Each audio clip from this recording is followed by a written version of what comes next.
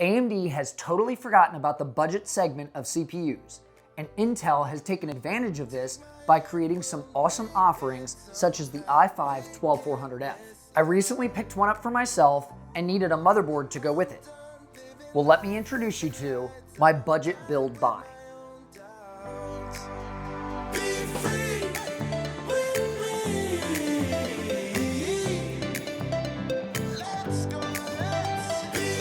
Hey everyone, I'm Danny, welcome to the channel.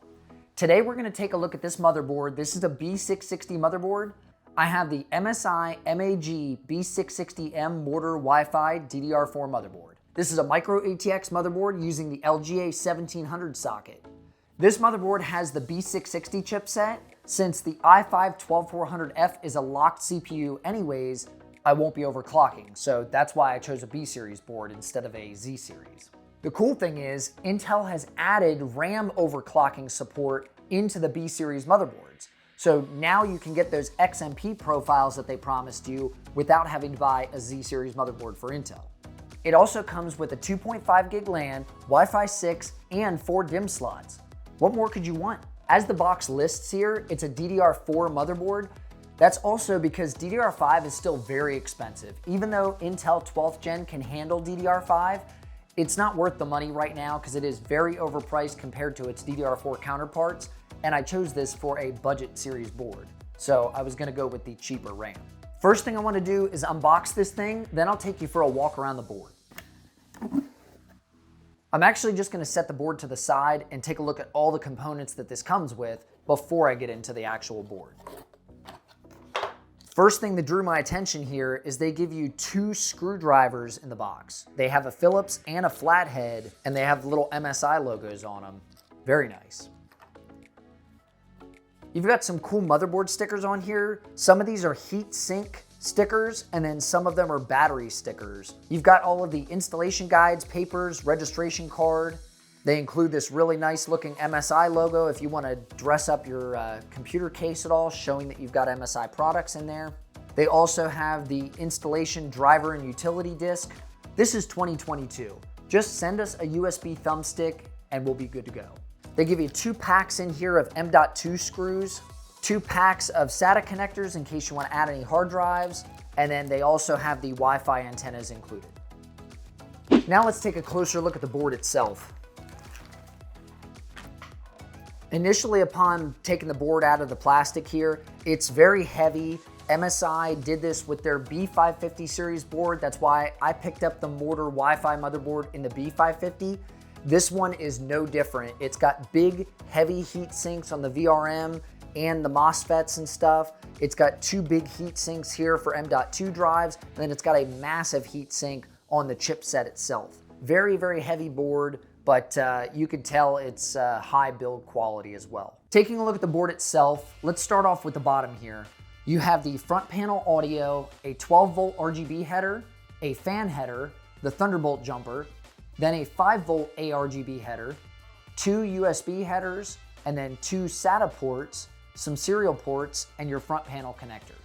Coming up the side, you have 4 more SATA ports, you have a USB 3.0 connector, a USB 3.0 Type-C connector, a 24-pin power plug, you've got some nice boot status lights, and then you also have an AIO pump or fan connector at the top. Speaking of the top, coming along the edge here, we have a CPU fan connector, a 5-volt addressable RGB connector, so that gives you 2 on this motherboard. And finally, over on the far side, you've got 2 8-pin EPS power connectors. And then scattered around the board, you've got 1 more system fan header in the middle above the top M.2 slot. And you also have the 2 M.2 connectors, like I said, with the beefy heat sinks, and they're labeled 1 and 2. Finally, taking a look at the rear I.O., on the top you have 4 USB 2.0 ports, you have an HDMI connector and a DisplayPort connector, you have 1 USB 3.2 Gen 2x2 Type-C, and 3 USB 3.2 Gen 2 Type-A ports. Then you've got your 2.5 gig LAN and your Wi-Fi 6 antenna connections, and the usual suite of audio outputs. That's pretty much the layout of the motherboard. I want to talk about a few things that I really love about the board and reasons that I bought it. I/O shields built onto the motherboard are awesome. I really hope this becomes the standard now. In fact, If it's not the standard, it should be, and I don't buy boards anymore that don't have built-in I/O shields. Any of you building a system for the first time, you'll never know the struggle of building your system halfway and then realizing you forgot the I/O shield in the box. Actually, something else I want to check out real quick. I want to take a look at these M.2 screws before I go. So I'll try to get a shot of this. The M.2 screws that they give you are little quick release like flip tabs. So if I take this heat sink off, so I have a little hiccup with this motherboard. The M.2 screws that come in the box have the quick release tab on them like ASUS is doing now. I don't know if any of the other companies are doing it, but I do have an ASUS motherboard that has these flip tabs to it. It just makes it easier to install and remove the M.2 drives. The only downside with the MSI board here is you have to remove your standoff to be able to even get the screw mounted. And then once you slot the M.2 in, the flip tab works the way it's supposed to, but you can't put your heatsink back on. Go with the heatsink or go with the quick release tab. For me, I'd rather have a heatsink on my M.2 than a quick release tab, considering I'm only gonna install it once. So why even give us these screws? The motherboard looks really nice and can fit pretty much any aesthetic you want. It's too bad that there's not a whole lot of options for micro ATX cases out there. This board offers great features at an awesome price. Oh, I almost forgot about the price. Currently, this motherboard is priced at $159.99 USD. You can get it over on Newegg, and I'll actually leave a link below if you want to go check it out for yourself and pick this up for your build. I think this thing is going to pair really nicely with my i5 12400F, and I can't wait to put this thing together. If you want to be able to check out this upcoming budget build, don't forget to subscribe down below and hit that like button while you're down there for the YouTube algorithm.